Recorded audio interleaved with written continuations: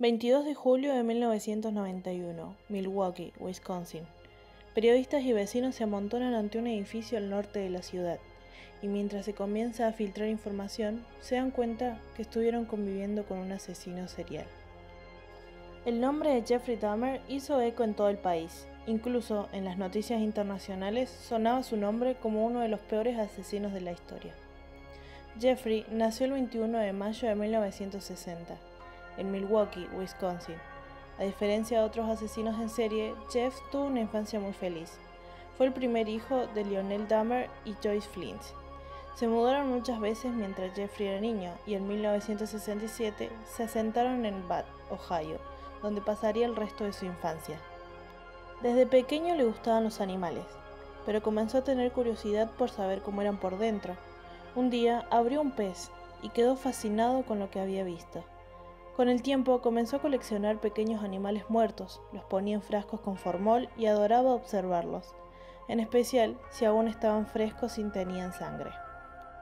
A los 14 años descubrió su atracción sexual hacia los hombres, pero sus fantasías en las que tenía relaciones sexuales con ellos se mezclaban con otras en las que los asesinaba y desmembraba. A los 18 años, tras la separación de sus padres, Jeffrey quedó viviendo solo en la casa, y esto le permitió llevar a cabo sus peores fantasías. En julio de 1978, mientras paseaba en su auto, se encontró con un autoestopista llamado Steve Hicks, de 19 años, y se ofreció llevarlo. Pero el viaje terminó en la casa de Jeffrey, donde luego de un par de cervezas, Hicks le dijo que debía irse, pero Jeff lo golpeó en la cabeza con una pesa y lo estranguló con una barra. Al darse cuenta de lo que había hecho, comenzó a limpiar todo y ocultar toda clase de prueba. Incluso desmembró el cuerpo para luego meterlo en bolsas de basura y arrojarlas a un basurero. Jeffrey guardó algunos huesos del cadáver, luego los machacó a golpes y los esparció alrededor de su casa. Luego de un tiempo, se fue a vivir a casa de su abuela porque sus padres se preocupaban que esté viviendo solo y bebiera mucho. En 1987 conoció a Steve Toomey en un bar gay. Juntos se fueron a pasar la noche en un hotel. Jeffrey echó unos cuantos somníferos en la bebida de Steve y a la mañana siguiente, este agonizaba hasta la muerte. Jeff lo había matado a golpes, aunque él no recuerda haberlo hecho. Cuando se dio cuenta de la situación, metió el cuerpo en una maleta, se subió a un taxi y fue a casa de su abuela, donde desmembró el cuerpo. Desde ese momento decidió darle rienda suelta a sus fantasías más oscuras. Unos meses después, conoció a Jamie Dockstader, de 14 años, a quien le ofreció $50 por sexo. Cuando el adolescente aceptó, lo llevó a casa de su abuela y mientras ésta dormía, comenzó a estrangularlo hasta su muerte. Llevó el cuerpo al sótano y mantuvo relaciones sexuales con el cadáver. Cuando comenzó el proceso de descomposición, Dahmer lo descuartizó en el sótano y luego colocó las partes en bolsas para tirar a la basura. 2 meses después, conoció a Richard Guerrero y repitió lo mismo que hizo con sus otras víctimas. Lo drogó y estranguló. Luego de tener relaciones con el cuerpo, lo descuartizó y arrojó a la basura. La abuela de Jeffrey sospechaba de las salidas nocturnas de su nieto y le dijo que se buscara otro lugar donde vivir. Dahmer alquiló un piso a un par de calles. Un día quiso seducir a un niño de 13 años, pero este se asustó y se fue corriendo. Jeffrey fue condenado a 1 año por agresión sexual con salidas transitorias durante el día. Apenas una semana antes de terminar su sentencia, conoció a Anthony Sears en un bar y repitió su rutina homicida, con la diferencia de que cortó la cabeza y genitales de Sears y los momificó para guardarlos. Al salir de prisión, volvió a vivir en un edificio de Milwaukee. Al estar solo, otra vez podría hacer lo que él quisiera.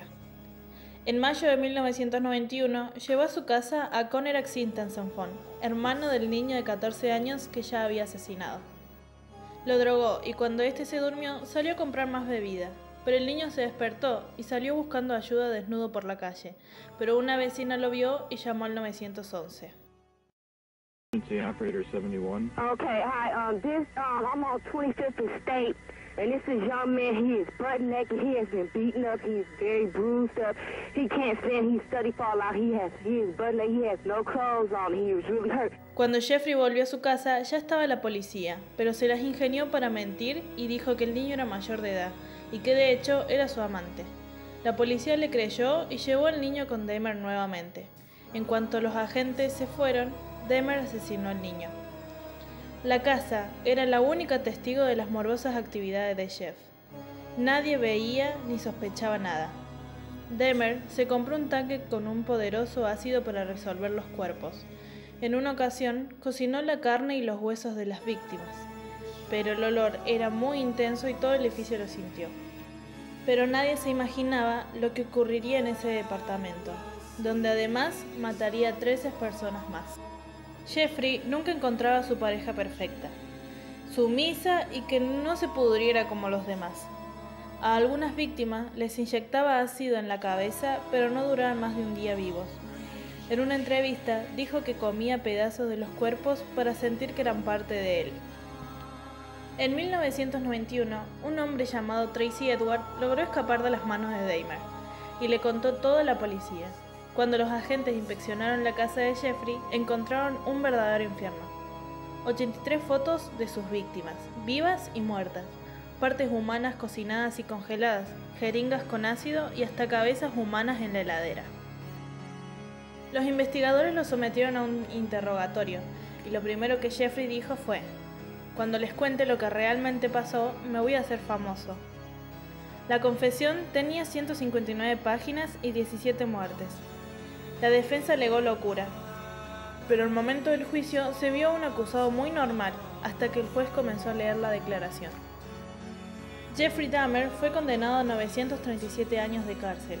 Sin embargo, el 28 de noviembre de 1994, otro recluso llamado Christopher Scarbar lo golpeó en la cabeza con una barra del gimnasio de la prisión, matando a Dahmer, paradójicamente casi como él mismo había matado a su primer víctima.